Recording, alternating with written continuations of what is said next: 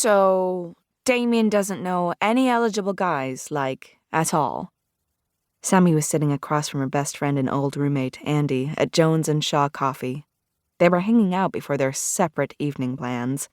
Sammy hostessing at a high-end restaurant downtown, and Andy going in early to the hospital to work into a night shift. The small cafe was lightly crowded, full of the scent of strong coffee and the iced lemon scone Sammy'd bought to wolf down before work tonight. Other people's conversations wrapped around them as spinning spoons clanked against glasses and the espresso machine hissed. One woman laughed loudly in a corner as she flirted too hard on a first date. Sammy recognized both the woman's tone and her date's slight expression of horror. First dates always suck, Sammy thought. Sammy, Andy said flatly, giving her a maternal headshake, calling her attention back to the table. No, you do not want this kind of hassle, trust me. Her best friend waved a hand over herself. Andy was dressed in purple scrubs and wearing Dansko shoes with a cute checkered print on them, and the blue streak in her black hair was barely visible in her I'm going to work bun. Tearing off a bite of the scone to push into her mouth, Sammy had absolutely no idea what Andy was even talking about. The hassle of someone giving me a 3-carat diamond ring? Sammy licked icing off her finger and then mimed difficulty raising her coffee with her left hand, even though Andy wasn't wearing jewelry right now. Oh yeah, I can see how that must be a really heavy arm workout, Sammy teased. Andy laughed. A ring that I can't wear to work because, while gorgeous, it's ridiculous. But no, really, Sammy, you know what I mean. And Andy gave her that look that was all, we've talked about this before. You know I'm engaged to a dragon shifter, right? Which meant it was Sammy's turn to give her a meaningful, but why can't I ever see him as a dragon? Stink-eye back, until both of them grinned. Honestly, Sammy, Andy said, getting real, looking around the room they were in and leaning forward. There are at least 3 security cameras in this coffee shop, ever since that attempted robbery. And I guarantee you that right now, all of them are pointed at me.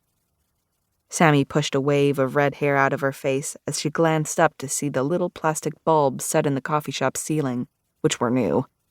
Andy was right. Why? Because I don't want to have a bodyguard. This is our compromise. Sammy pretended to think. So, you're kind of like Beyoncé. Is that what you're saying? Andy laughed again. No. Although I do sing better than you do. She stuck out her tongue at Sammy. Damien's people have better things to do than watch over me personally. But there's a trade-off. If I get to pretend to have a normal life, then someone's going to be low-level watching over me all the time. Or listening in, she said, tapping at her phone on the table between them. So don't say anything lewd. Who? Me? I would fucking never. Sammy put an affronted hand to her chest, laughing as Andy laughed too, before taking a sober inhale. It's just hard to believe that your life's changed so much, Andy. Don't get me wrong, I do believe you. Sammy knew the long-term consequences of not being believed. She had known her best friend for too many years, and they'd gone through too much stuff together for her not to. If Andy said her man was a dragon, well then, he really was. Somehow. It's just different, is all, she said with a half-shrug. I mean, who would have guessed a few months ago that Andy No would become a dragon's most valuable possession? Yeah, Andy said, giving Sammy one of those dreamy, hopelessly in love smiles that she'd been prone to, ever since she and Damien had become serious.